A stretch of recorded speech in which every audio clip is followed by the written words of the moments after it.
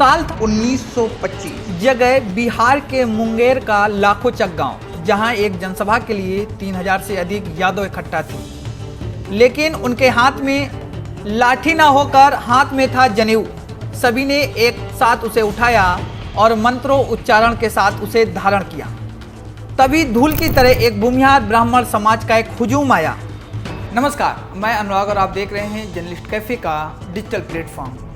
किसी के हाथ में लाठी थी, किसी के हाथ में गड़ासा, तो किसी के हाथों में थी तलवारें। इतना ही नहीं, जब तक सभा में मौजूद लोग कुछ समझ पाते, उन लोगों ने सभा पर हमला बोल दिया। इसके बाद दोनों गुटों में हुई जमकर भिड़ंत। जब तक पुलिस इसे रोकने के लिए कोशिश करती, तब तक इस भिड़ंत में 50 से अधिक लाशें जमीन पर बिछ चुकी थी। यह दौर था बिहार में शुरुआती जातिगत हिंसा का।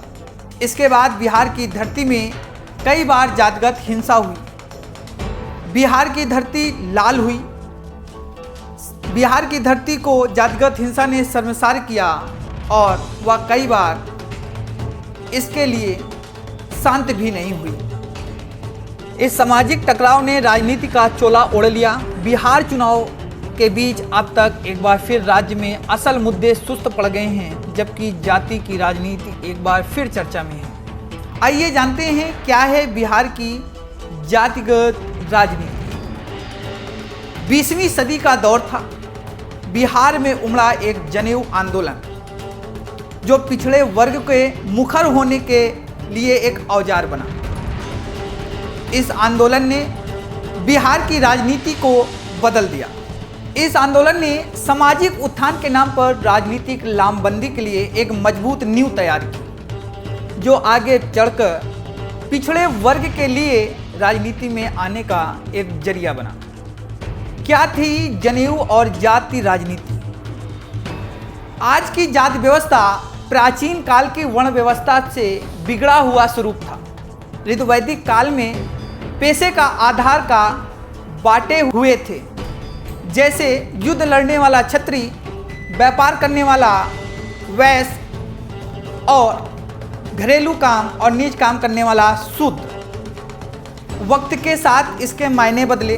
काबिलियत की जगह पैदाइश को वर्ण से जोड़ा जाने लगा।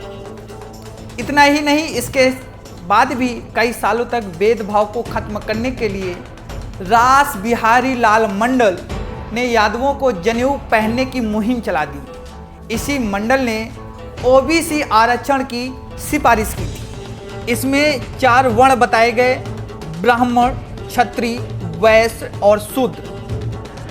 इसमें पहले 3 को दूज कहा गया, यानी दोबारा जन्म लेने वाले, और इन्हीं में से जुड़े थे 16 संस्कार यानी उपनयन संस्कार यानी जनेऊ। एक समाजशास्त्री हुए MM श्रीनिवास बताते हैं कि ब्रिटिश काल में जनेऊ ऊंची जातियों का संकेत बनकर उभरा। यही कारण था कि समाज में पिछड़े जुड़े लोगों ने सामाजिक उत्थान के लिए सांकेतिक तरीके अपनाए। 19वीं सदी में भारत में एक हुए दयानंद सरस्वती, जिन्होंने आर्य समाज की नींव रखी और वेदों की तरफ लौटने का नारा दिया। इसमें वह सफल भी हुए और जब वह बिहार गए तब माधोराव नाम के एक व्यक्ति को जनेऊ पहनाया। इतना ही नहीं, इसके बाद भेदभाव को खत्म करने के लिए रास बिहारी लाल मंडल ने यादवों को जनेऊ पहनने की मुहिम चला दी। ये वही रास बिहारी मंडल थे जिन्होंने ओबीसी आरक्षण लागू करने की सिफारिश की।